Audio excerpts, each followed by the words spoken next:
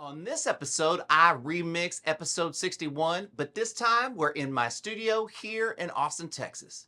My guest is David, and I'm sure he's glad this remix is happening in my studio rather than in his van.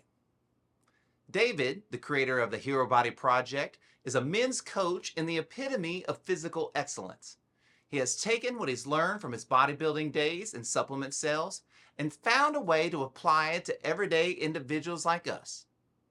We also talk about cavemen, coffee, lattes only, and getting slimed. Let's jump in.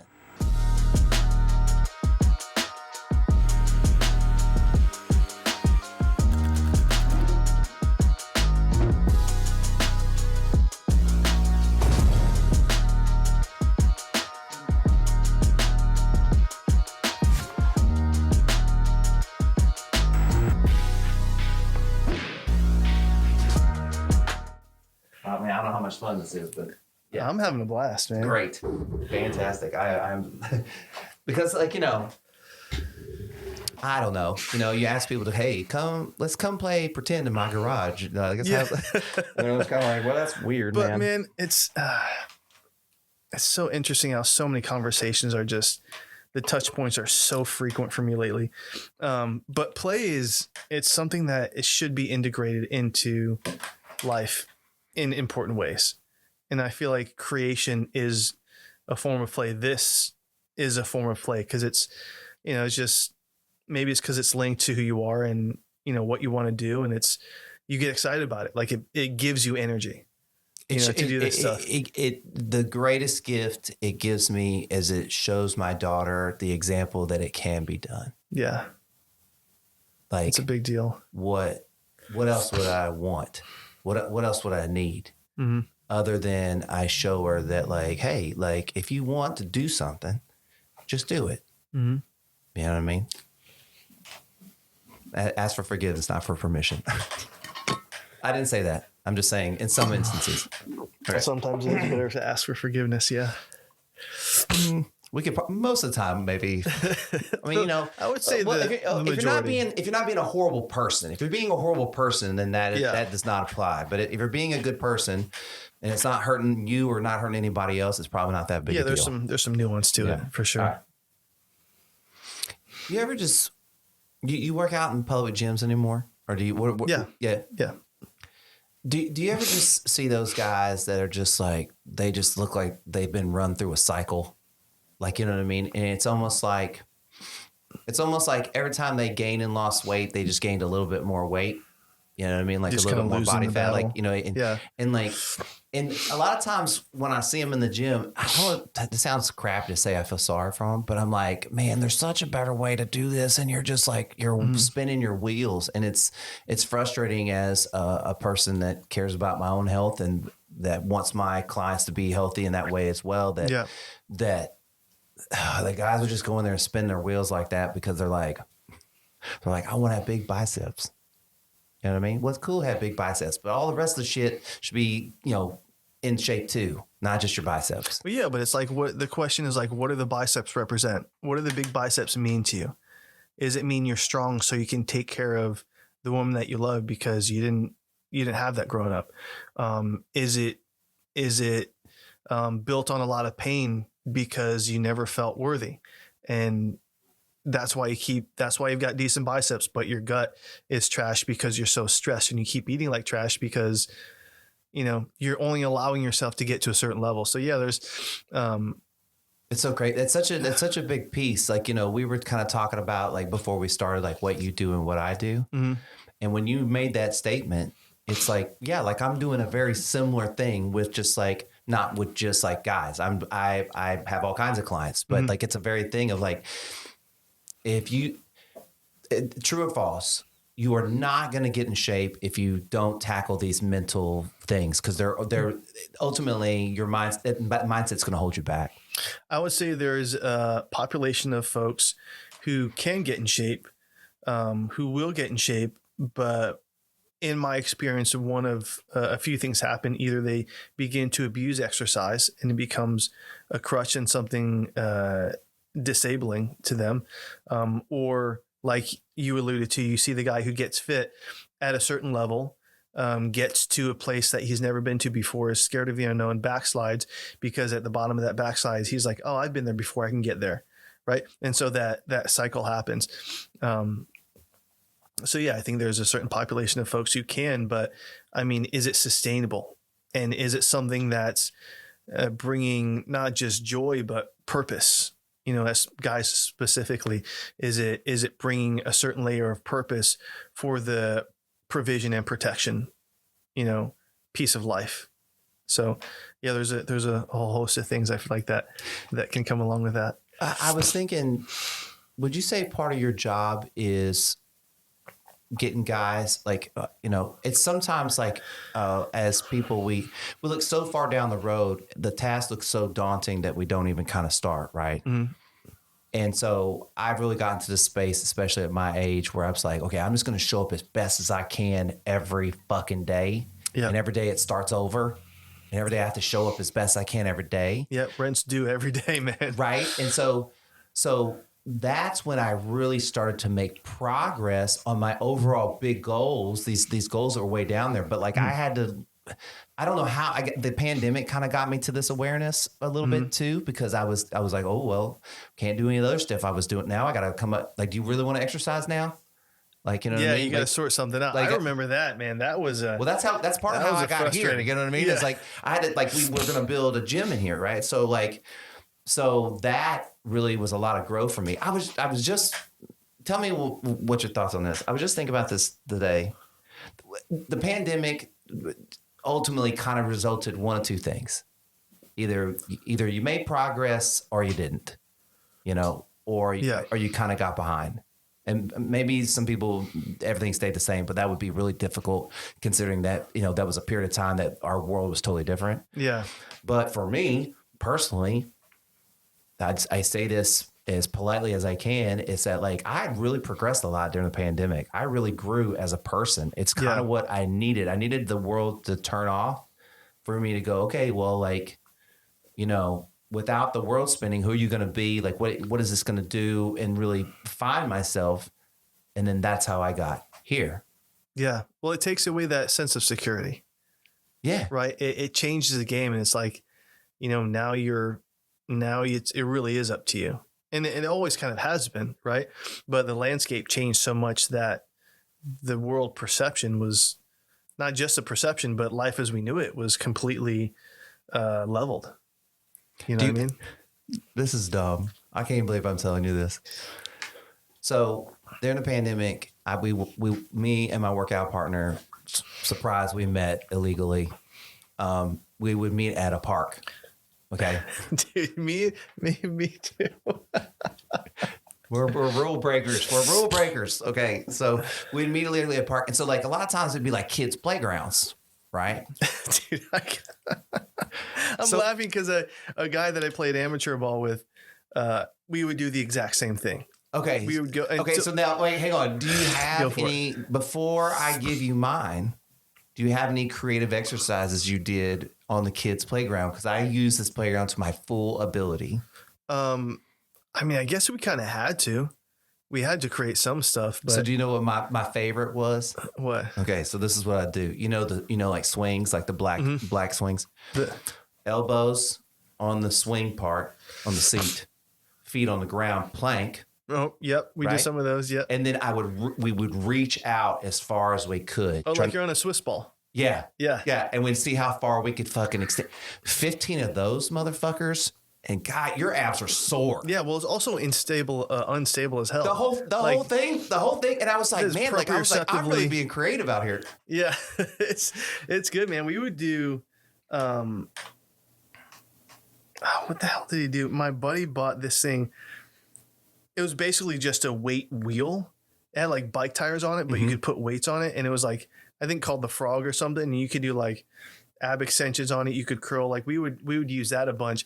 But then also like we're on the monkey bars where one of them had a no resistance bike. And so we're just fucking sprint pedaling for, 20 seconds. We'd bring a soccer ball out there and juggle. And, it wasn't conventional gym stuff, but it was good because it was functional. It was you're moving your body. But yeah, man, we used to go to this, we used to go to this park that was in between. It was right across from a gym called Iron Vault, which is an awesome gym, right off of 290 between Westgate and wherever that. Like so South Austin here? South Austin here, yeah. And we would go to this park because everything else was shut down. Even that gym, they pushed the envelope. They stayed open as long as they could until they got fined. And then we're out there for like a week or so, and then we come out one day, and somebody put like police tape around the entire now imagine a playground that's, it wasn't huge, but it was like probably at least 2 of your garages. Someone had taken enough police tape to go around every piece of equipment individually, and then around the whole thing, and then like the orange, I don't know if it's like police fence that's only like 2 feet high, with the sticks. Dude, they wrapped up the entire thing, and it would you couldn't get in there. And I was like, get the hell out of here.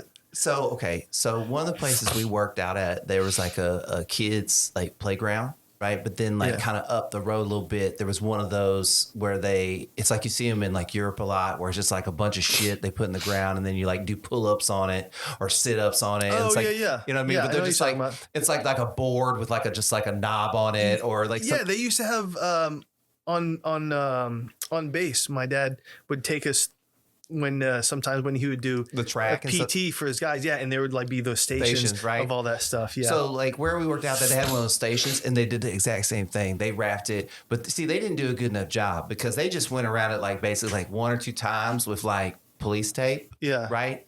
It took 1 day, and then when the next day we went out there, somebody had already taken it down. It was I think it was just so they could say that they did it. I take issue with that level of ignorance. I can't. And I'm not a guy to shoot shit at people, but there's just. Well, think of it this way. I mean, whoever's job it was to do that. I mean, at the end of the day, they probably just don't want to lose their job. Yeah, I'm not blaming the person executing the order, but the fact that the order is there. Well, but that guy has a job too, and there's probably he'd probably want to lose his job. Yeah, there's a whole slew of people who were doing shit that they probably thought was stupid or didn't want to do, or until it got down to the guy who was like, "I know this is stupid, but we're gonna do it." Man, I didn't even get a water. I'm gonna get one of these sodas. Oh, do you own a Carhartt jacket? Carhartt. You know what I'm talking about, like the jacket that they usually. They're usually for workers, blue collar workers, and they usually have a different colored collar, and they're like roughneck type jackets. You know what I'm talking about? I have one that's kind of that my my recent ex bought me for Christmas. She bought you a Carhartt type jacket. I don't know if it's Carhartt, but it's definitely very much like a northern, like a manly, almost like a denim lumberjack type jacket. Yeah, a couple of them actually. Which are not really my style. Number one, because I don't have broad shoulders, but I have a moderate to smaller waist and a longer torso. So all that stuff is like box cut, and it makes me look like an idiot. Yeah. You know what I mean? So, but it's not bad as like an over jacket you're going to wear out. And well, think about this. I'm not trying to be a jerk, but the majority of the guys wearing that jacket probably fill it out a little bit better than you do.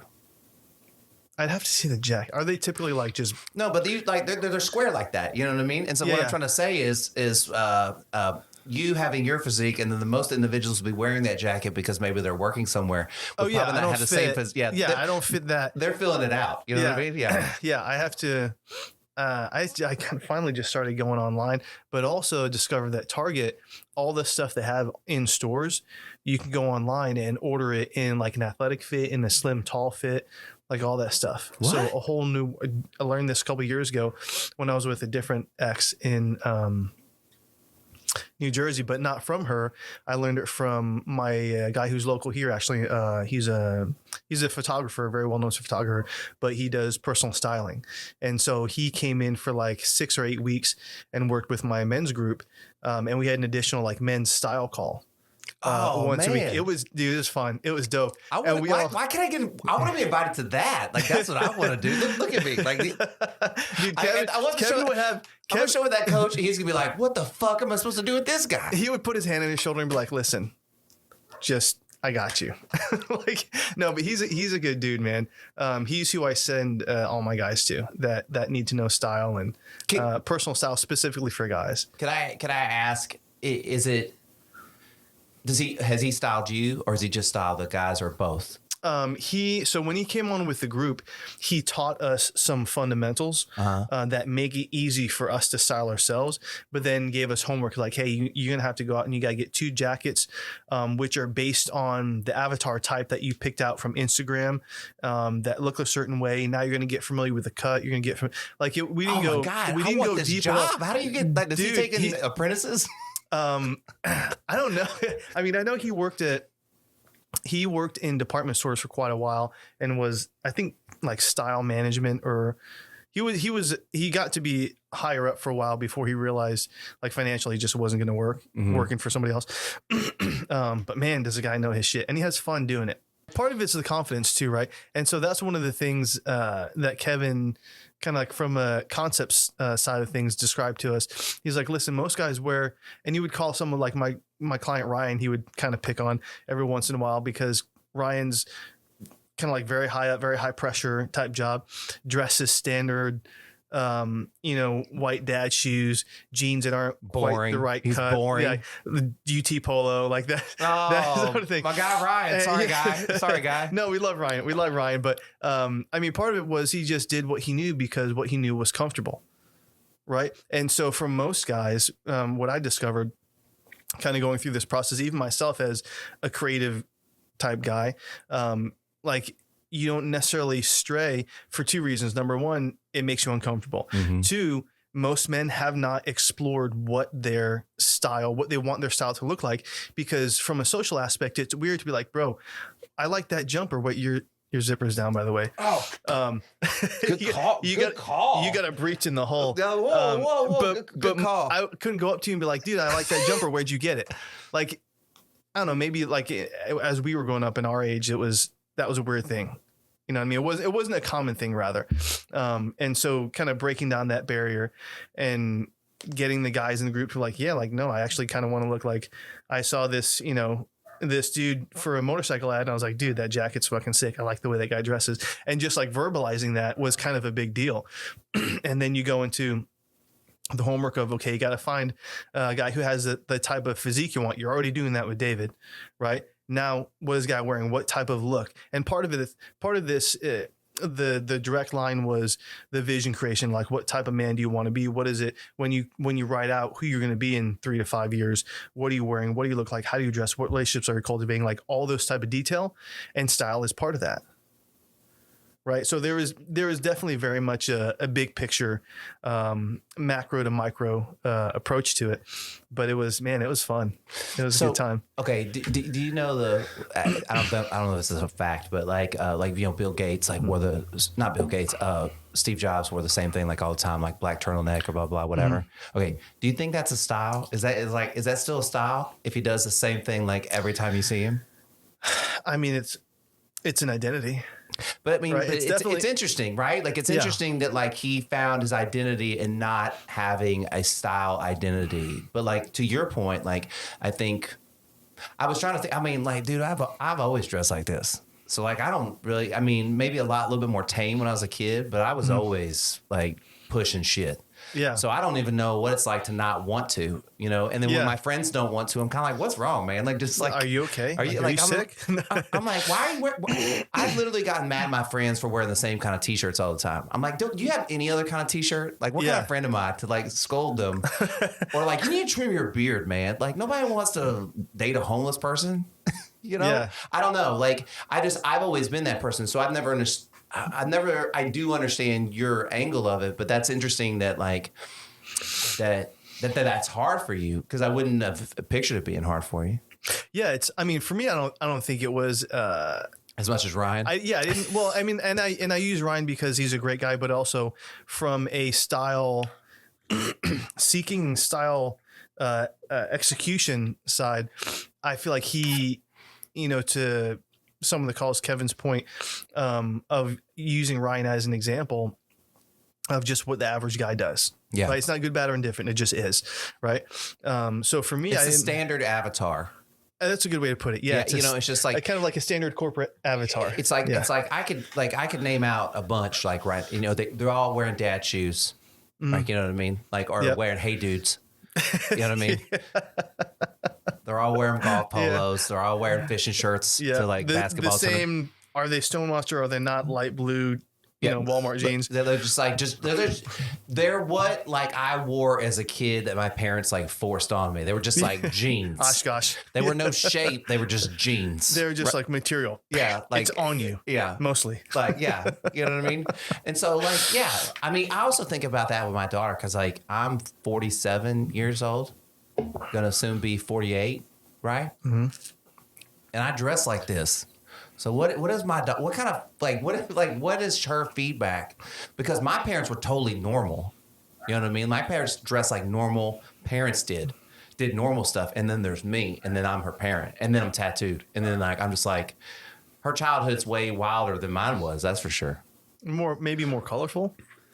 Like, I mean, I feel like, but that's what kids want though, right? And I'm saying this, like never having had kids myself, but like, don't they need expression? They need color. They need contrast. They need everything is exploration. The world is magical, when you're younger. And it's like, I think that as a parent, you have to work really hard to go.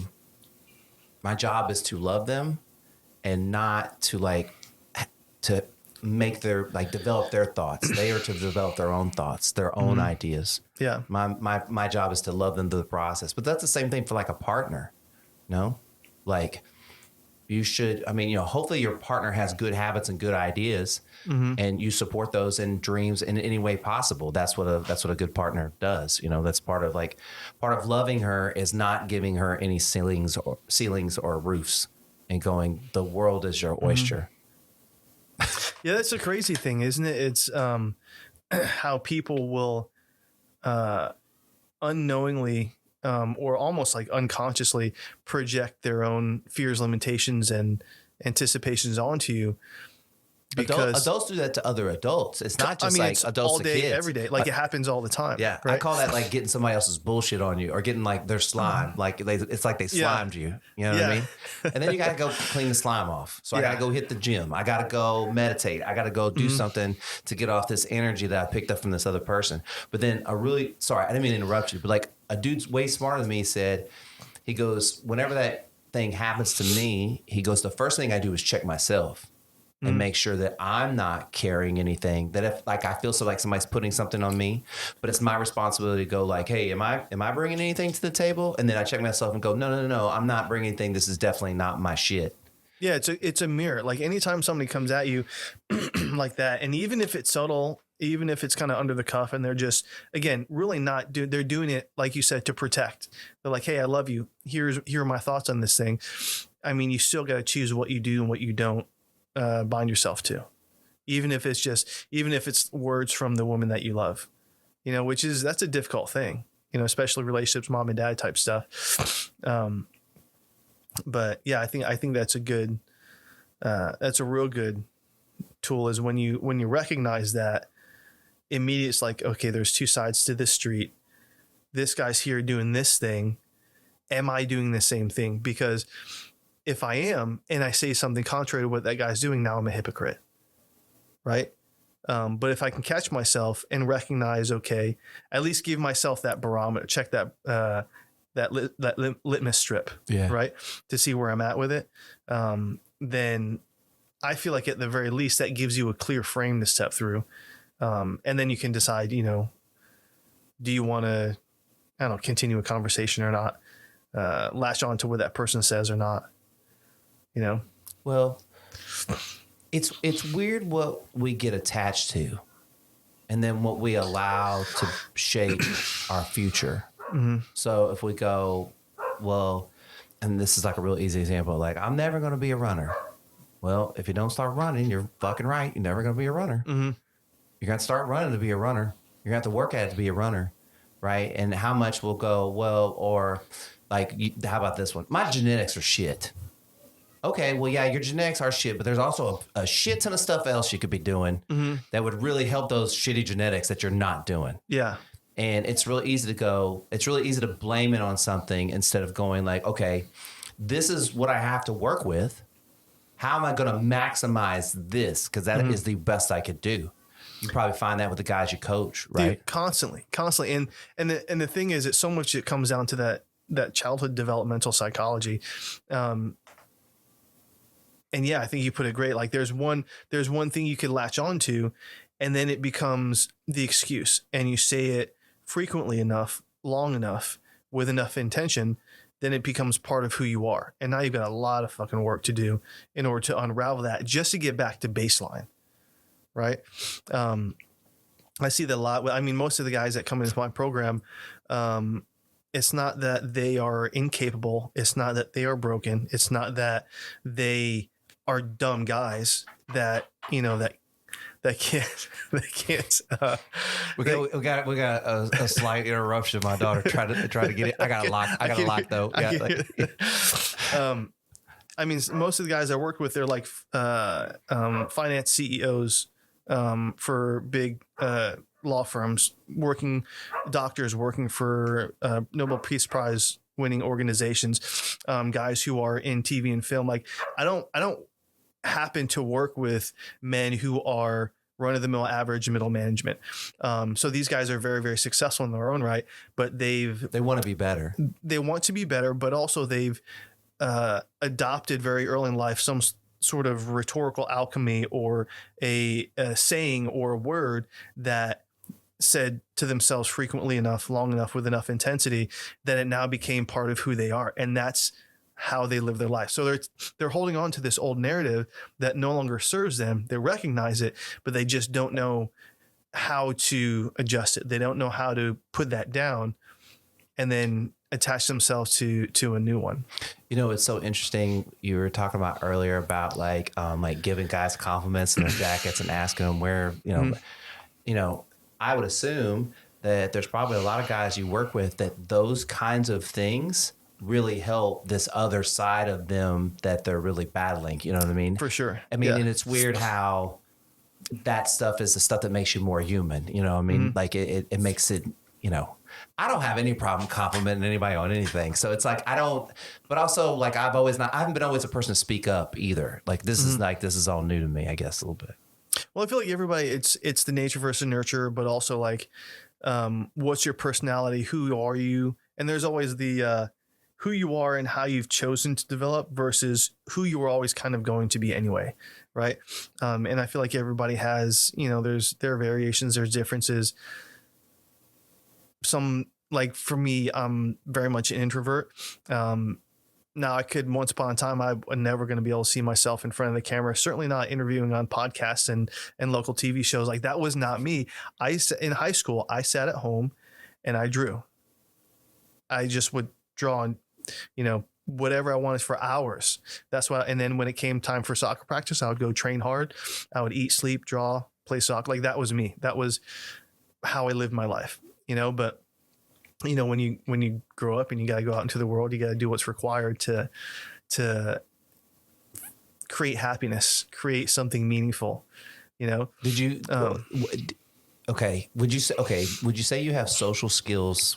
Would you say you always had social skills? Would you say you're developing social skills? Like when you were a kid, did you stay to yourself because you didn't know how to socialize, or you just didn't want to, or you had no need for it? I would say, I mean, I was always kind of in my own head. I don't know that I lacked social skills.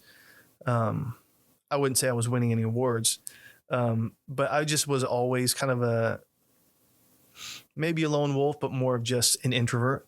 So that's just kind of how I operated. My experience with you is not really of that, is what I'm kind of getting at. No, not at all. Right. Not so at like, all, right? so like, yeah. how did you flip that? Like, or how did you, because you said something about like, you know, getting used to being on camera and doing that kind of stuff. Mm-hmm. So how did you make that flip to make yourself comfortable to do it? So a couple of different ways. Number one was just being in the working world. You have to interact with people. I had a couple of sales jobs for about a month, and it was like the worst month of my life. I was selling with an amazing success coach now, but at the time he owned competitive marketing, Joe Nolan. And I worked with him for I think it was a month or maybe 6 weeks doing, it was essentially door-to-door or B2B sales. Oh, wow. For office supplies. Oh, man. And bless the guy's heart, man. He worked with me. His team worked with me. The energy was so awesome. Like, I will never forget. I forget what I never forget, but I forget. They called, we would have to be in the office at like 6:30 to do this whole hype up thing. I don't remember what he called that time, but I remember that time. And it was awesome. It was so great. But anyways, I worked with him for about 4 weeks or a month, and I didn't sell nothing. Like I mean, a couple things here and there, and I would shadow, some of the better guys here and there, but it just was never in my wheelhouse to do that. But even as much as I struggled in that still taught me some things that I was able to then bring to, when I was working at the supplement store, working with people, there was a high volume of having to, you practice, what do they call it? Exposure therapy. If you're struggling with something, I wasn't great at opening conversations, but I had 20, 40 tickets a day. I'd have to open a conversation with somebody that came in the door. Now it was easy because it was like, hey, I know why they're here. I'm not trying to force anything on them. I'm trying to help out. Right. So there was that side of it from the social aspect, but then, excuse me, when it comes to like the digital stuff, my drive was always, I want to create something. And then the more I leaned into that, and the more I leaned into my own personal development, then this purpose of impact came up. And then I found out more of not just me being David, but why I'm on this planet and how I'm supposed to show up. And so then the minutia of getting in front of a camera, writing out a script that's meaningful to me and then saying it, to hopefully help out men, became an incidental, Yeah. It's I don't know if it's a similar experience, but it's weird how my podcast and kind of doing this, like I'm not, my thing was like, oh yeah, I always want to be a stand-up comedian. Too bad I have like severe stage fright. You know what I mean? Like, and too bad you're like up there by yourself and you could totally bomb. And something about doing the podcast got me comfortable enough to be on camera. That got me comfortable enough to make smaller videos that made enough so I could do stuff for my coaching. And that was all the process of like what you said. It was kind of like, this was my first like sales job. I'm just struggling through this and trying to figure this out. And to your point, then it became, oh, well, this is how I make an impact. So I just want to do it well. Like I want to do this as best to my ability that I can right now. Yep. I'm going to put maximum effort in that I can at this moment. And then hopefully I get better. And then the next time I can put in more of what I have. I heard this like crazy. I'm reading this book right now, and it basically said that like, if you could no one can put in an absolute 100% every single day, but every single day you can put in your maximum of what you can of that 100%. So be 60, 70, 80%. Yep. And how do you maintain that over weeks and years and things like that? Like the average of it being high, and how do you process that? And that is true success of kind of living at your fullest, because no one can truly live at 100% on all the time. Yeah. And that's, man, I have this conversation. This comes up at least once every couple of months inside my group calls. And it's this concept of perfection, and this idea that guys are like, hey bro, I'm using kind of bro, not that my clients are bros, but it's like, hey, I mean, bro. You and I both worked in gyms. Like, dude, I'll be happy. No, he's like a CEO of a company, and he's like, bro. So like, I'm a CEO, well, but it depends on the company, right? But the classic example is like the guys is like, oh, I'll be happy when I'm 220 at 8%. Well, that's a static goal.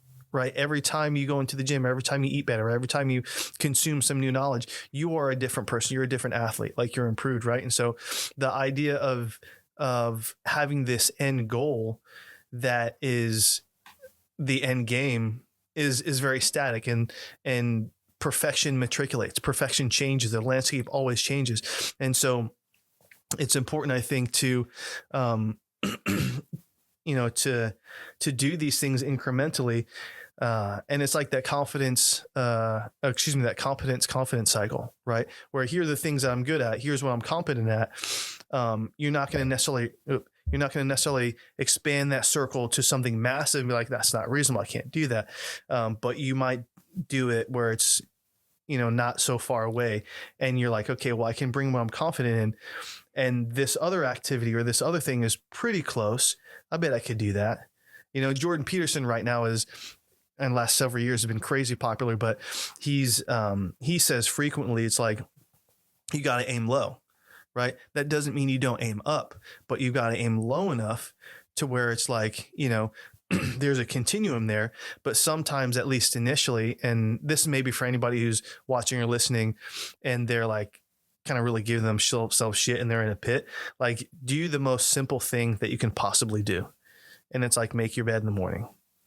When you finish eating your cereal, rinse the spoon off. You don't have to clean it, just rinse the spoon off. Like do something that is so, and commit to it, right? You got to say it before you do it, because after you say it and do it, then you get to decide how you feel about it. Right. So you take the bowl and you just rinse, you didn't really clean it, but then you rinse it off and you're like, that's fucking stupid. I'm already here. You're going to clean it. Right. Whereas 30 seconds ago, if you're in a bad place, cleaning the bowl feels like it's a big chore. It's a big deal. Right. So I think there's all of us who are continuing to endeavor in uncovering some layer of success, continue to get at things. And typically the mental model is, okay, what's the one next thing? And that's what I tell my guys. It's always like, don't do the work in a week. Don't do the work in a month. Sure as shit, not the work in 6 months. All you're doing is investing time and energy in potentialities that don't exist yet. Just do the thing that's in front of you. Right. And then you continue to do that. And then that willpower reservoir continues to grow. There's actually a center of the brain. And I can't remember what it's called, but there's more no scientists around here. Keep going. Yeah. There's the more you do a difficult thing, which is aiming up. If you're looking at a horizon, it's 180 degrees, but you might go up to 190. And that's what makes sense for your 100% that day. Mm-hmm. But you might find that you go to 190 and you're like, this always happens to me with time. Like I knocked that out way faster than I thought I was going to. That was easy. Well, I still have time. What else can I do? Or maybe I just hang out, but whatever. Either way, you start stacking incrementally those little wins. And at the end of the day, you're like, okay, it wasn't bad. And it's not just for the purpose of you getting shit done, which also feels good to like check stuff off a list. Right. But then at the end of the day, which is incredibly powerful in my experience, is when your head hits the pillow, you can say you did what you said you were going to do. And that is massive. That is massive for a lot of guys. Are you familiar with garbage disposals? Not entirely. Okay. So as you might imagine, I am not very mechanically inclined, right? People that dress like this are not very mechanically inclined, I guess, right?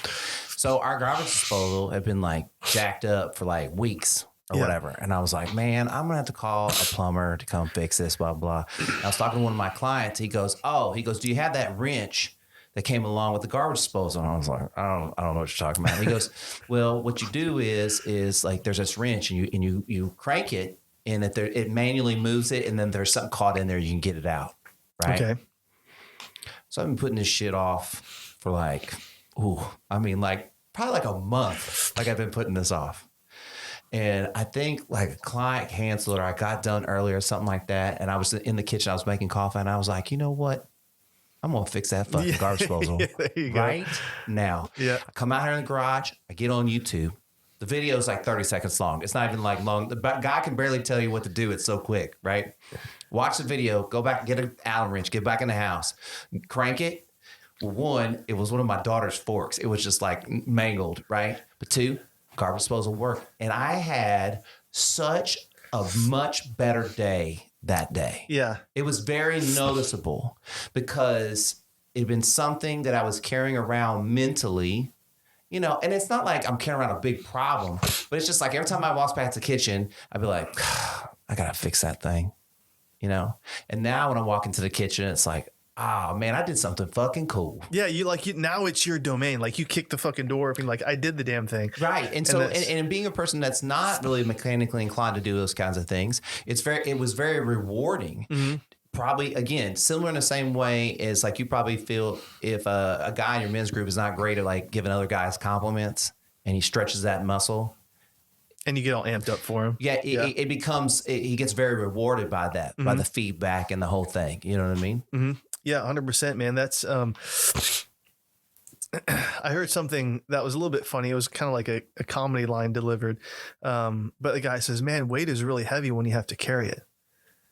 And it's like, well, yeah, no joke, man. It's, we've heard the saying, fear is a mile wide and an inch deep. You know, like once you get into it, you're like, oh, it's, you know, I was making out to be more than I thought it was. Right. But that's part of it is like the fear of the unknown. Like how bold, how brave do you want to be? Even when it's just a garbage disposal. Right. I mean, okay. You literally don't know what the future is. You do not know. We could be sitting here recording this podcast and a car could run through my garage, right? Well, you do. I mean, it sounds crazy, but it's definitely possible, right? And so it's like, if the zombie apocalypse is starting tomorrow, are you ready? Bows and arrows. Bows and arrows. You can collect your ammo. It's not loud. Hey, do you know what? I feel like there's going to be a big run on toilet paper again. That's what I feel like. Probably. But the point I'm trying to make is no matter what happens the next day, because you can't predict the future, it's more about how do you prepare yourself today for tomorrow, and then tomorrow how you prepare yourself for the next day, and so on and so forth, so that you are maximizing your days, right? And that is the whole gamut of all the things. It's like there's that famous quote that's like, oh, I forgot who it was, but it's like, you know, every day I want to laugh, cry, you know, do something else or whatever. Like, you know, like you should go through a whole gamut of emotions in an entire day, because that's a full day. Okay. You know what I mean? And so I remember interviewing a guy and I was like, how often do you cry? He was like, almost every single day. And this dude this guy been to prison. He don't look like a guy that would cry every single day, but he's so aware of himself and appreciative and grateful. It's not easy for him to cry, but it's easy for him to feel the emotion of gratefulness to bring him to tears. Yeah, that's a big deal. That's a real big deal. Well, I mean, you know, let's talk about that inside a men's group. That's probably like, that would be, I would think, a very taboo kind of subject to kind of get onto, right? You know what I mean? But that's a really real emotion that if you want to be a complete man, you want to be a complete person, like you need to be on that end too, right? Yeah, I would have to agree, man. I mean, we're passionate creatures. And you don't have passion if there's not some layer of emotion, right? And that's there's a bunch of different angles I feel like you could take, but excuse me, I've always held the opinion that it's not a weakness for a guy to cry. It's not a weakness for a guy to be angry. It's not a weakness for a guy to be stoic. Like I feel like we want to be strategic. We want to be deliberate, judicious, and purposeful in when and where we allow ourselves to feel certain emotions, not because we're hiding anything, but because done strategically, it can be really empowering and continue to help you level up, right? So it's like in the morning, I have this routine that I call a Q5 power hour that I teach my guys. And very often there's some layer of gratitude, appreciation. Very often I'm shedding a tear because I uncovered a layer of who I am that I didn't anticipate. Very often I feel excited and energized and I'm ready to go attack the day just because I completed this full circle. I went through the scope. But yeah, I mean, if you're ignoring emotion, you're cutting off an incredibly potent energy source that I feel like is designed for us to access and then transmute into whatever greatness we're supposed to accomplish. I'm gonna assume. Okay, tell me if this makes sense. The guys that you bring together, they are competitor. Oh wait, how am I gonna word this? They are teammates that compete not against each other but together, cheering each other on. Right? Yeah, 100%. Like we're it's like the Knights of the Round Table sort of thing. Like we're forming a brotherhood because we want to see each other win. Yeah. You know what I mean? It's not, and it's, man, it's a real vulnerable spot. But just, man, there's so much power as you know, on the other side of that, but getting guys sometimes to break some of those walls down, and give themselves permission to be human for a little bit, is crazy. Like I had a call with, one of my guys up in Dallas recently, and we didn't plan on the call going this way, but he's got some heavy stuff on his plate that he's really dealing with, and fervently working to grow and looking to actually start his own podcast. He's feel like he's got a calling, and we're digging into some stuff. And long story short, it's the guy is like, he makes me look like a distance runner. The guy is jacked, like deep voice, like not the type of guy you'd want to run into in a dark alley somewhere, you know what I mean?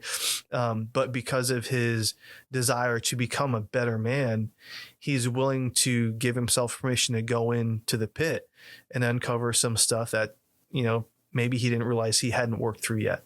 You know what I mean? So, and that's a really powerful place to be, man. 'Cause it's like, you can only lead someone as deep as you've given yourself permission to go. And so when we talk about this idea of creating impact, that ripple effect has a limiting capacity if you're not being emotional, to some degree, if we're to draw a straight line there. Okay. I'm making up this game on the spot, so please forgive me. But the game is called Then or Now. Okay. Then or now. Okay. And the structure of the game is, where do you think there was more brotherhood and cohesiveness and less ego, then or now? So back in caveman days, do you think that they were a more cohesive unit, like as men working together then or now? Oof. I'm going to say, I don't know if I'm educated enough anthropologically, well, nobody's going to check this. Nobody's going to check this to say one or the other. So we're men better at working together. Look, I might argue this is what I would say. Their verbal communication skills were probably horrible, right? But that mean they had to do a lot of physical stuff and crying and all this stuff. So they probably had more of a bond in the communication, not than what it kind of like what you're creating. But I mean, I'm talking about overall guys now. Mm-hmm. They don't do that kind of stuff. So like in caveman days, like they really had to bond together as men. Mm-hmm. That's why there's groups like what you do, because this is important about having this bond. And so like, I'm going to shortcut the game because it's not working. I want to add to that because I feel like, do you see what I'm saying though? I think you hit the nail on the head. And if I'm going to latch myself to anything, I feel like it's the survival, hitch my wagon to a star is something one of my high school teachers used to say. But it is literal survival. So everything becomes very visceral. Everything is very right now and very real. I'm going to assume back in like the troglodyte, Neanderthal, caveman type days.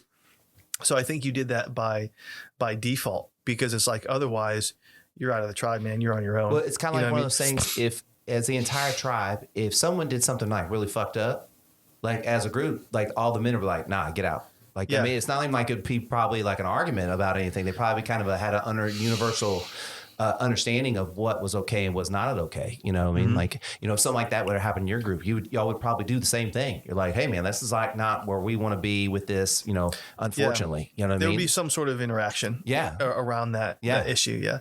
And so anyways, so I interrupted, my bad. But no, I think, I would have to agree with you because how to say this, life is different, quote, so easy now that we are so much more comfortable. And I'm using that as a comparison to, I don't have to worry about, I got to put food in my belly and make sure I'm, got a roof over my head and all that stuff. But in the ways in which I can access resources and the level to which I have to worry about not dying today, I feel like is not at all what it would have been had I been a Neanderthal. It's really weird. The whole sense of community is removed because you don't have to do the things inside the community anymore, like fucking get food together and fucking all that shit. You know what I mean? And like you're creating community in your group. That's what that creates. And that's super important because that vibe reverberates out like huge. You know what I mean? Yeah. And that's something else to consider too, is there in social circles that are not, I'm going to say winning for a general term, for guys, social circles where that group is not winning today. I wonder where the disconnect of those role responsibilities are. Like some guys, I feel like they just hang out to hang out and nobody really knows who's the leader, who's the alpha, who's the sigma, who's the sharpshooter, who's the one that's good at organization, who's the lookout, you know what I mean? And you would have to, I don't know if you played like Army or Wars, like we played that all the time when I was a kid. And it's like, okay, Joe's fast. He runs fast. So he's going to be the scout. And then David's really sneaky. We can never find him. So he's going to be the lookout. And then, you know, Joe's got all the guns and he's fearless. So he's going to be on the front line. You know what I mean? So they were very natural, inherent. And maybe this goes back to the personality stuff too. And how we show up. That would have naturally given us a propensity to help the tribe survive with our particular skill set. I think finding your purpose was easier back in the day because there weren't a bunch of people telling you what your fucking purpose should be. So like, you know, like I was probably more meant to do things like this, not exactly what I went to school for, but my parents were like, you know, you're going to go to college. Like storytelling, which is a skill set and a gift. Like I don't know how good a storyteller I whatever this is, whatever I'm doing right now. But I mean, like, you know, I think when I won't go into this long. I wanted to go to school to be a psychologist. It required a lot more attention and effort than I was willing to give at the moment. And now sitting in this chair, it's probably like that was probably what I should have done. But now I'm here on a different spectrum of a similar thing. Sure.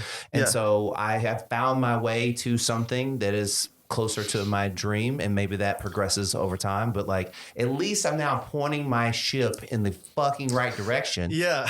Yeah, exactly. Instead of like going like the long way home, you know what I mean? And I think that you can tell me, for a lot of guys, it's like, one, pick a fucking direction. For a lot of people, it's like pick a direction, period. Just pick a direction.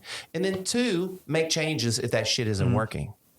But like the hardest thing sometimes is just pick a direction to push your ship in. You know what I mean? Yeah, and I think there's a lot of pressure and a lot of not to usurp the power of there's that door handle again. We're getting background. We're getting broke into again. Not to usurp the authority of how powerful it can be to point your ship in a direction, but I think it's there's so many ways you could go at this. I feel like a lot of guys, at least the guys that I have contact with, haven't figured out who they are. And so no matter what they do, unless they happen to stumble upon the right track, feels like this just almost pointless effort, right? Maybe I'm using that term pointless loosely, but if you're not going in the right direction, how the fuck's that going to feel? It's going to feel pretty fucking pointless, I would think. You know what I mean? Like, yeah, for sure. I mean, there's definitely, it's like, what pain are you willing to deal with? Yeah. Right. But then at one point, are you going to allow a story of temporary pain turn into a story of long-term suffering? Yeah. Like, right? What story are you going to tell yourself again? Yeah, exactly. Like, what narrative are you going to attach yourself to? So I feel like I help my guys a lot through the curriculum sort out who they really are, while they're doing what they need to do to survive. And then at the end of the day, they're like, hey man, like I'm feeling a calling to do this thing. And it almost always comes up this way, almost always, excuse me, some sort of calling, some sort of being compelled, drawn to do a thing. And they're like, here's what's happening. Not 100% sure why. Right. But then that's kind of like that little light in the dark that we can then get to open up. But then it's like, you know, the conversation of fault versus responsibility. Well, maybe it's not your fault that you landed at this corporate job and you're you're outliving your expenses and, you know, all this stuff is happening. But now that you know the direction you're supposed to be going, you've got a responsibility to make the pivots to get there. Gotta let some of that shit go, probably. Yeah, a lot of it. Yeah. Dude, I'm going through a phase of that right now where it's just like, me too. Dude, for the last 30, 35 days, it is consistently shit hitting my doorstep. And it's like, you gotta let that go. And sometimes it's stuff I knew I was holding on to. And sometimes like something happened today with a friend that I didn't realize, and it hit me hard. Like it was painful. You know what I mean? But I had to sit back, and it's like not dissimilar from what we were talking about a minute ago. You hear something coming from somebody and you got to check yourself. And for me, checking myself today was like, am I going to say things that are self-serving because I don't want my world perception to change? Am I going to put this person in front of me because that's what they need most? Am I just super emotional because this is like the fifth thing that has hit my radar this week that's been difficult to digest, right? And so there's a lot to consider, which makes, you know, sometimes it just makes the conversations difficult, complex rather, like not super clear. But it almost, for me, almost always comes down to like, what am I holding on to that I'm not supposed to? Yeah, what kind of slime am I bringing into the thing? And then like I just get this visual of like you just have slime all over you, and then you're talking to somebody, and then you're just slinging your shit like on them as you talk to them with their finger, like this, like And you know, sometimes most of the time you don't even realize it because you're just like doing like you're just expressing, and there's not a whole lot of conscious mindfulness going on. You know what I mean? I had this conversation with a client. And we'll just say that it got off to the wrong foot. Okay. And so, I mean, it simmered down. It's fine. I know him well. But I was sitting thinking about it. I was like, man, that got elevated really fucking quick. I was like, why did it get elevated? And I was like, and I thought to myself, I was like, oh, it's because there's this small personal interest that I have in what's going on in his life. You know what I mean? Mm-hmm. Of like caring or empathy or whatever. Sure. And so I don't want anything bad to happen to him or his wife, which is what we were talking about. And so in that moment, I just went to him and said, hey man, you know what? I was like, I kind of brought some shit on you just because like, I'm just really, emotional, empathetic about what's going on with your, I'm very passionate about y'all being okay. Cause y'all are important people to me. And I'm sorry that I kind of brought my own shit to the table. And I don't know what that is. I don't know what, but I will tell you this. It definitely allowed me to just let go of it because I was just like, okay, I acknowledge that I did that. I'm just apologizing. Yeah. So that doesn't have to become a thing, and that doesn't have to become multiple things, and that doesn't have to become a habit. And it also brings awareness to if like I start apologizing for that a lot, maybe I start looking at my fucking habits. Sure. Yeah, like looking at the patterns, right? Okay, so I have a question for you real quick. Like, would you say you have a great level of awareness of yourself? Humbly, would you say you have? Because I would say you do. So like, I feel like I have a pretty decent level of awareness. Okay. Where did that start? Do you remember the first time you felt it? Do you remember the first time you like that you engaged it? That like you're like, this is what I need to be doing to become a better person? Oof, I don't know. I don't know if there was any sort of like acute. Yeah, I would for sure say it was gradual. And I think for me, it always starts with relationships, like personal relationships, romantic relationships. Mm-hmm.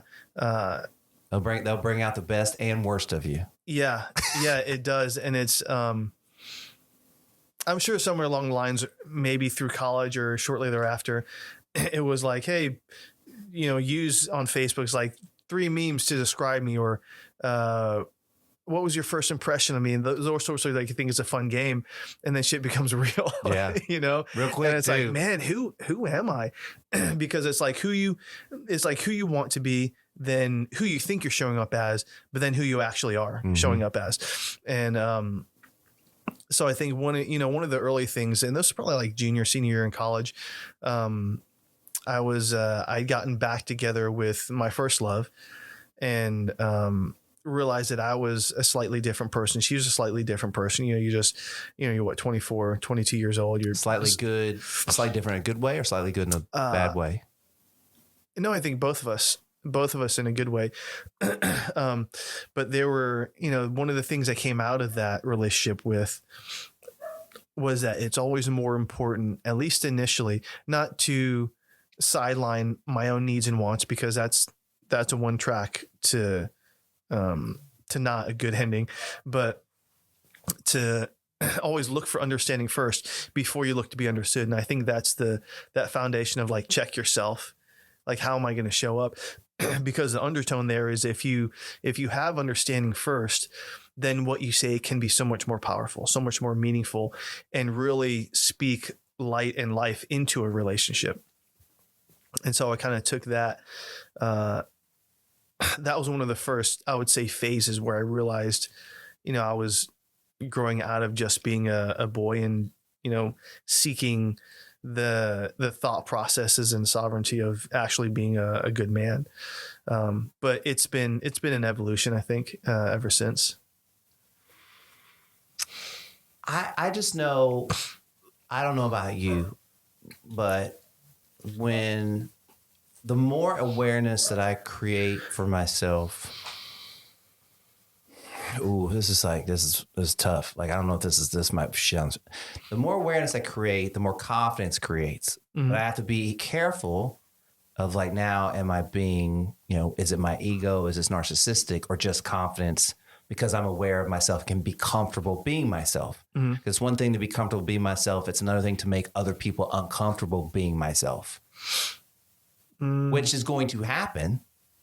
But like, is it something that, I don't even know if this is true. This is all on the spot. That's rolling, like, man. Yeah. Is it something that's unnecessary? Like, am I bringing something? Am I bringing some shit, and so I'm over functioning or overcompensating to cover up maybe some shit that's on me? You know what I mean? And so with that person, I make them feel uncomfortable because I'm trying to feel more comfortable. Does that make sense? And not just truly comfortable as I show up.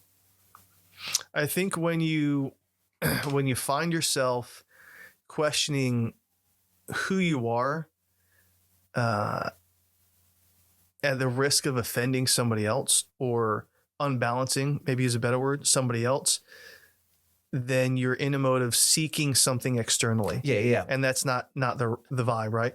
And so if you're, I think, more self-aware, the undertone there is you're willing to take massive ownership of everything that's happening, even maybe stuff that you're not completely responsible for, but is within your purview. I think there's a lot to be said about that, because then you can see the better picture, right? Or maybe at least more of it. And so what that speaks to is a desire to be more fair, be more loving, be more caring. And with that comes a certain amount of and just satisfaction with the self, and confidence. Like, you can walk into a room and just be confident, knowing who you are, and that's enough. How you show up, and that's enough. And if that's something that unlevels or unbalances somebody else without you really even having a conversation with them, then good. Because if they're ready and willing, that gives them an opportunity to look at themselves and sort out where they are in their journey. Right. So it's, and then, if you happen to have a conversation with that person and you have the awareness enough and intuition enough to see where they're at, then maybe you get to say something cool that they pick up on and be like, hey man, that was really awesome.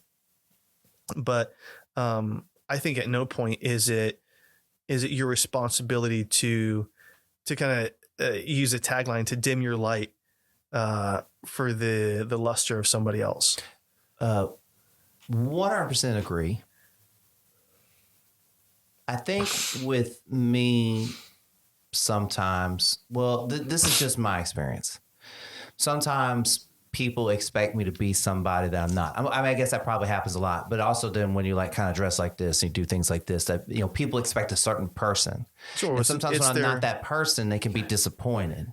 You know what I mean? Yeah. Which is, I mean, it's like, whose fault is that? Yeah. Yeah. But I mean, but, You know what I mean? but, you know, but like, you know, there's a level of like, you know, like I'm not walking around my house like this. Like there's a level that I'm on because I'm doing something. You know what I mean? I'm bringing it's my an best expression. It's like it's an expression, right? It's part of who you are, and there are no bad parts. But you know, like there just might be a day where I might still be dressed like this, but I don't necessarily want to have a lot of conversations about my tattoos. You know what I mean? Or whatever. And those days are tough because I'm kind of like, well, you know, if I just had a little bit more effort today, this person probably wouldn't have the poor experience that they're fixing to have because like, I don't want to talk about my tattoos today.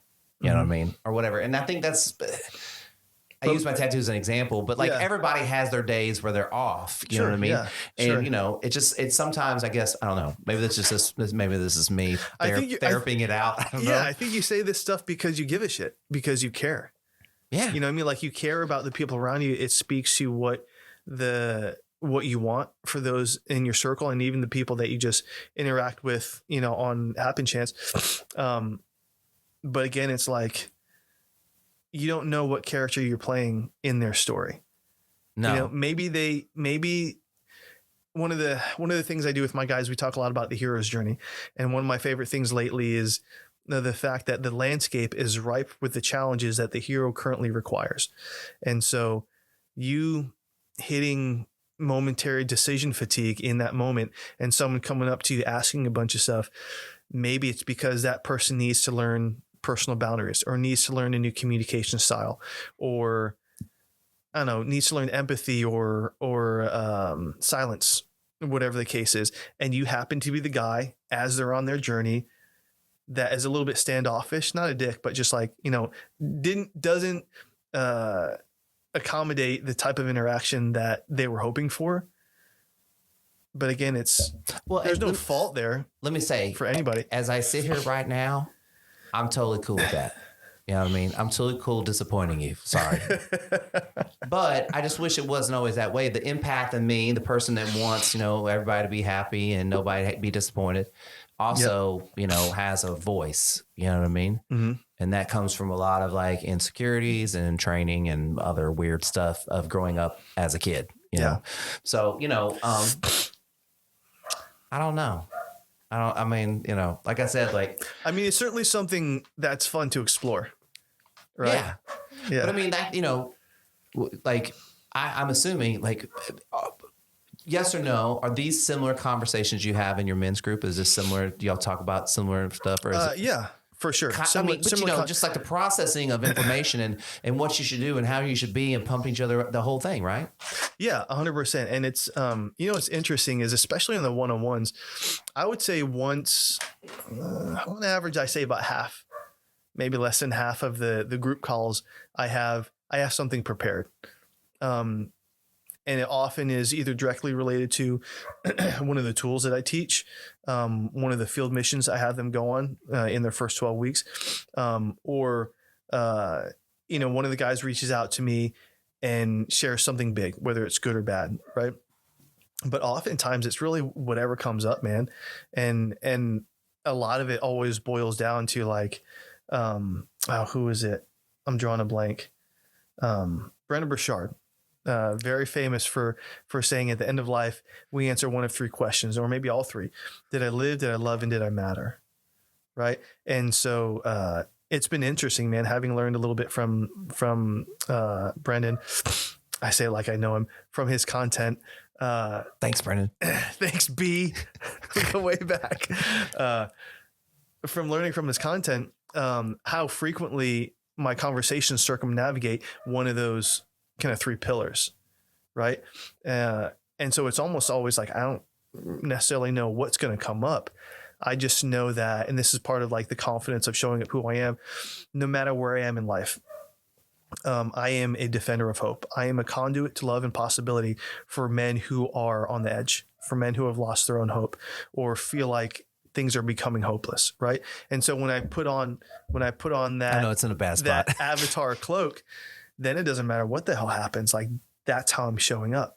Well, you're showing up for them. For them, 100% is it is. So it's not about you anymore. So that part doesn't matter, right? It doesn't, and that is so powerful. I had to remind myself of that today.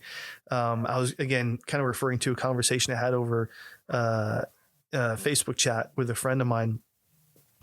I had to remind myself. I was like, this ain't about me, man. Like, I need to do what's right. This ain't about me. And with my guys, it's very much the same. And it's like, it's so easy.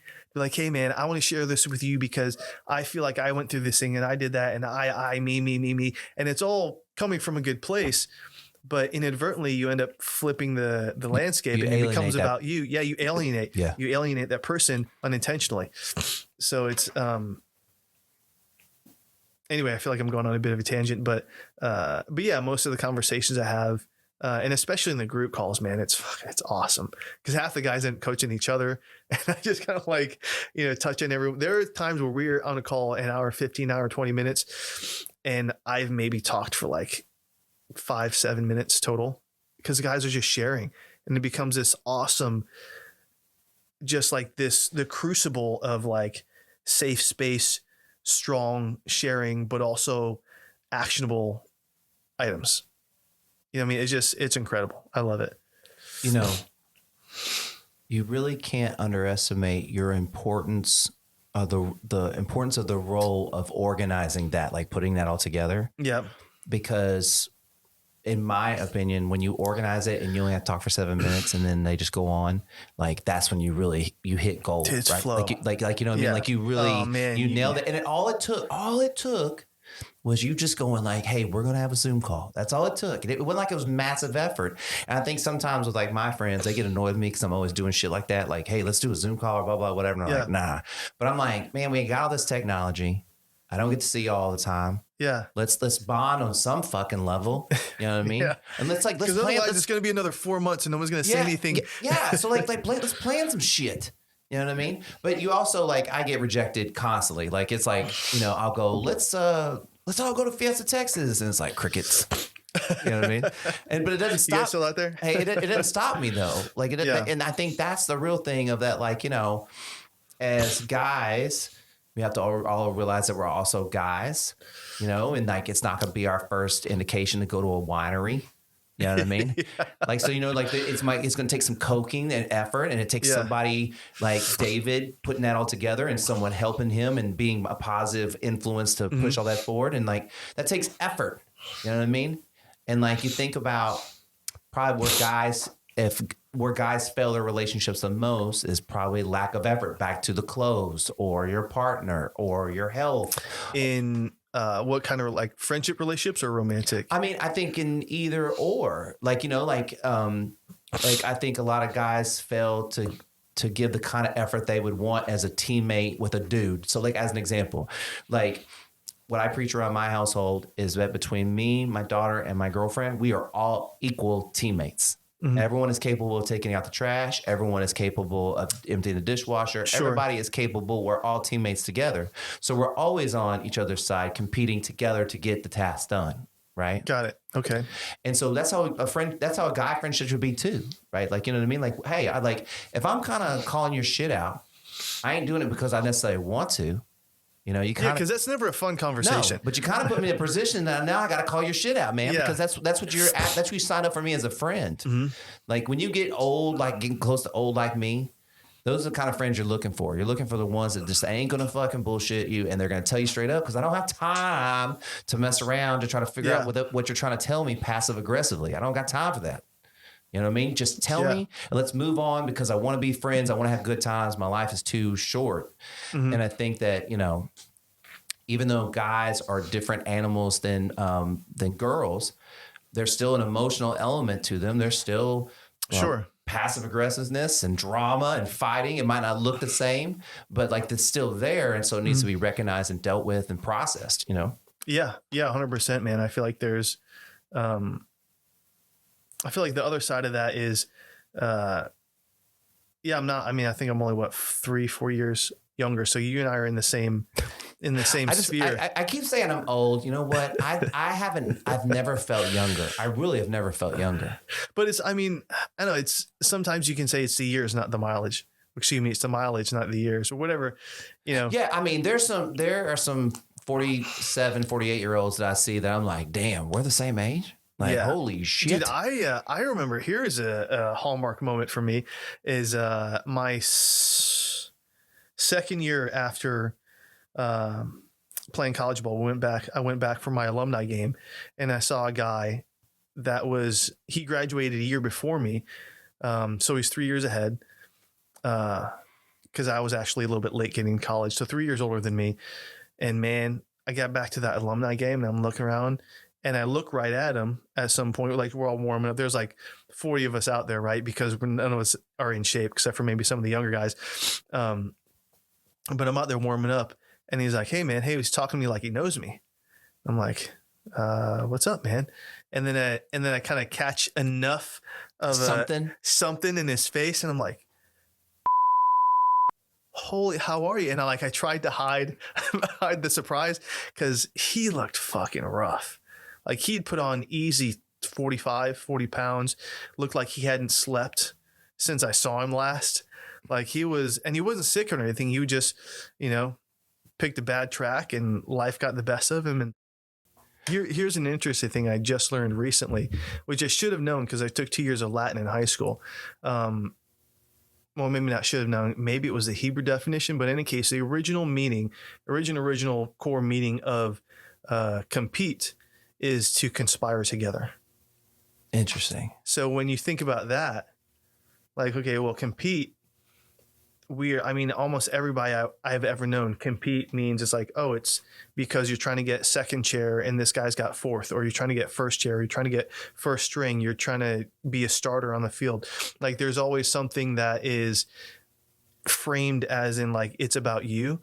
But when you consider the original definition of compete, which is to conspire together, it doesn't mean you're holding anything back, but also means there's an undertone of you want those who are in your circle or in the arena with you to be better.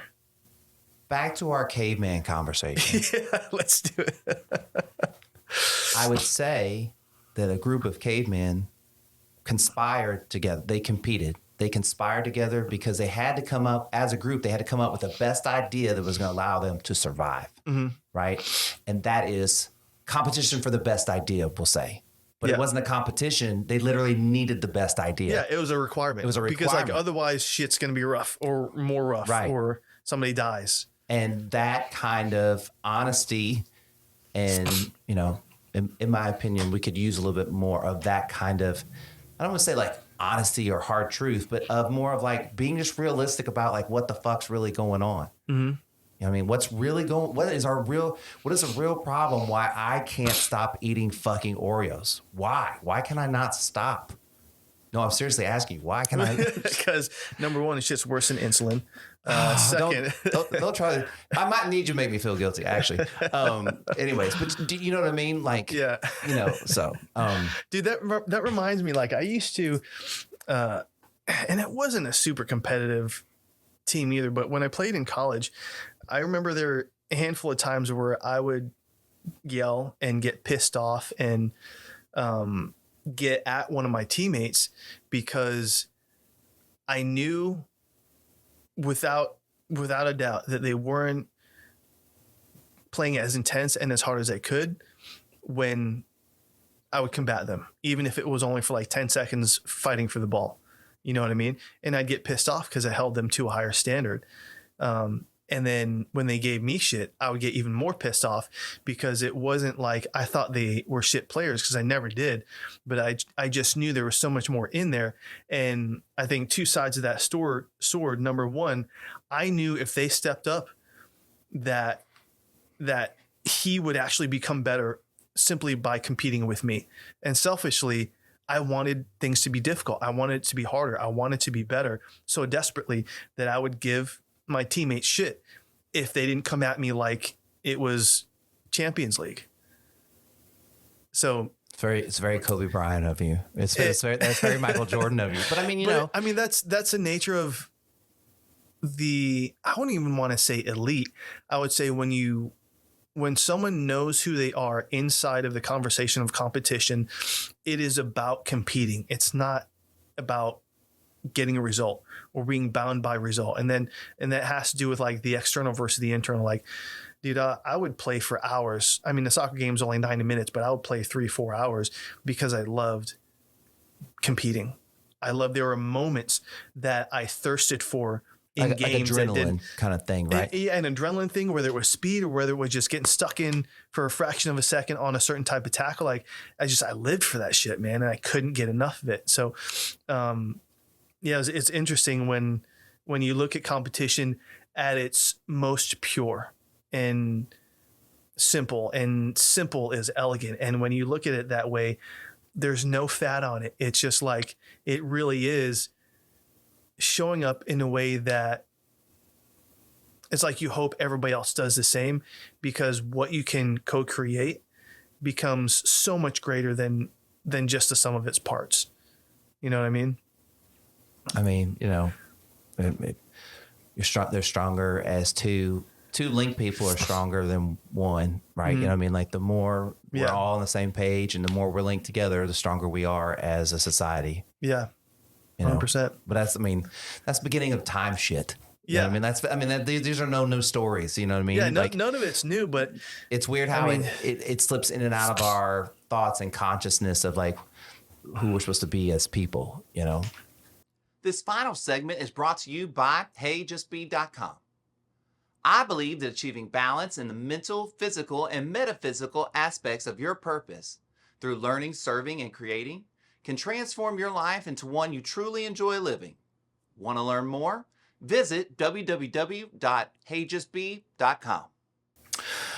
Anywhoosie, so how I usually wrap this thing up is I ask people, what do you do to just be the best version of yourself so you can be good for everybody else? Okay. And, you know, I don't think it's because the podcast you did before and, you know, we have talked about like health things. So obviously you're working out and stuff like that. But like, what are some stuff like what are some things maybe like that? Okay, here's a good question.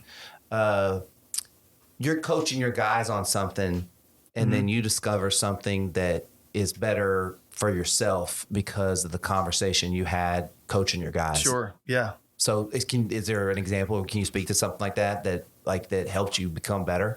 I think sometimes it's just perspective. And I think the undertone there is,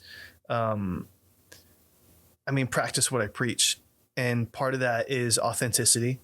Part of that is doing the work in front of you.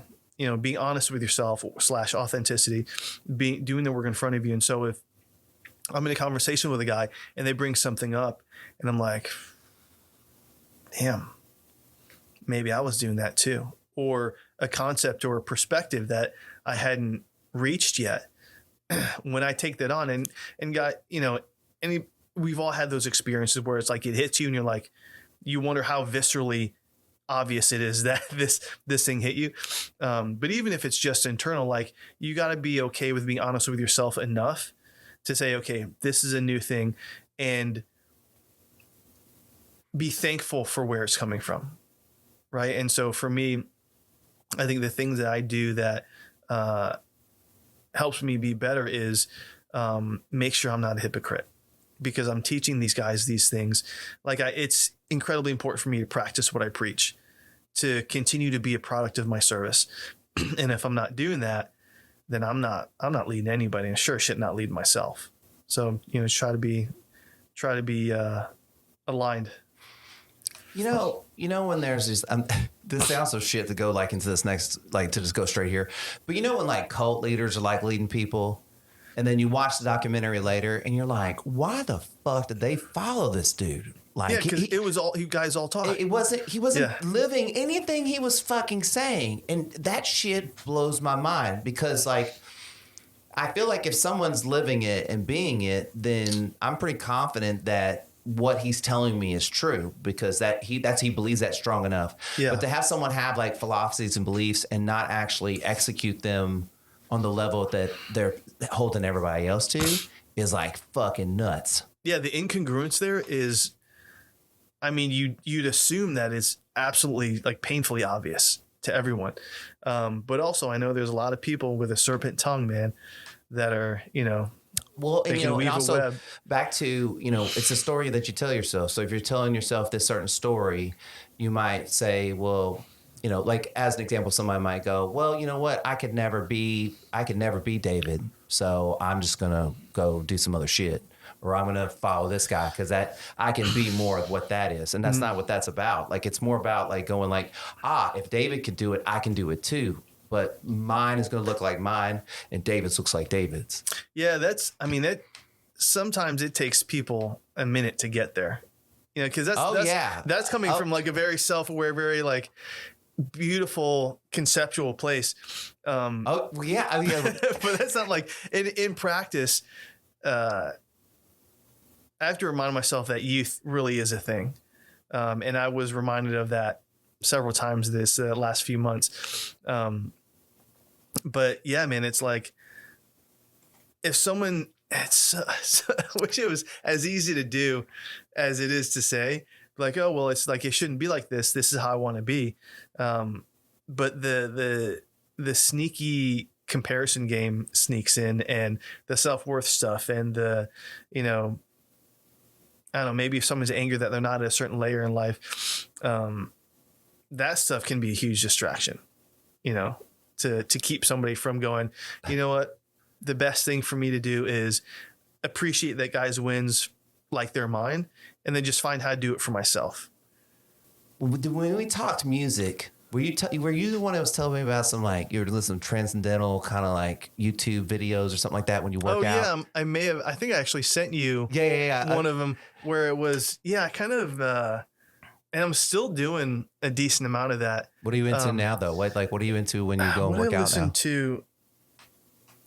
Honestly, I just whatever they're playing over I stopped using headphones and I went back to old school, and I just go in and I. Okay, how come? I'll be honest with you, my AirPods suck. I think I might do some like actual proper headphones, but just for like my coaching calls and stuff. But I think I'm kind of on some of the same stuff, man. Like that link that I sent you, which is just like deep bass house, melodic. Some of it's like happy trance, and some of it's Japanese lo-fi hip hop. I've been on for a minute, but there's this one channel called Chill Step or Chill something that has all these different types of essentially mood music. Another one called the Ambientalist. On YouTube. Cool. It's just like these small moments, but of music that should likely be attached to something meaningful, and typically will be if you listen long enough. But just stretched out for, a couple hours on end. And dude, it's just like, it's like listening to green noise, or just putting you in that borderline theta state. Yeah. Like I listen to a lot of that stuff. Kind of like trance, right? Kind of like trance, but like instead of 128 beats a minute, it's like 80 or 100. So a bit slower, which of course kind of like resonates with a different brainwave. But I'll listen to that stuff like if I'm writing a VSL or a script for one of the videos I have to curate for my curriculum, or if I'm diving more into my avatar or personal growth stuff, that just hits, man. It is like not having never done plant medicines before. Anybody who listens to me say this is probably like, you're an idiot, you know what I'm talking about. But I feel like that's the state that type of music brings me to. I think it's completely out of body. I think that's very fair. Yeah. I've had a lot of other people mention something very similar, and like it's weird because you're talking about that, and like I have this playlist that is like, it's my mixtape therapy playlist. That's what it's called, Scottie's Mixtape Therapy. Mm-hmm.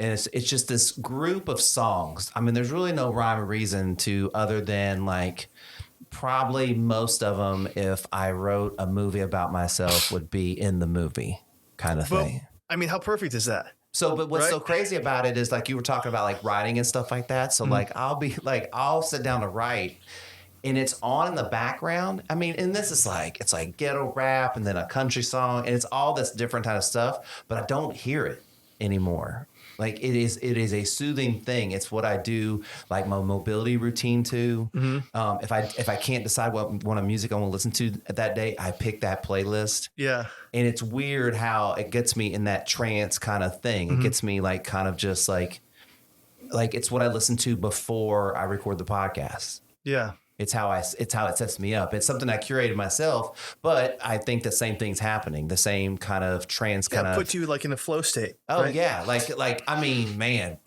you know, what's interesting. Last time we talked, about on this topic is I went back and I listened. I was like, none of this shit I listened to has vocals.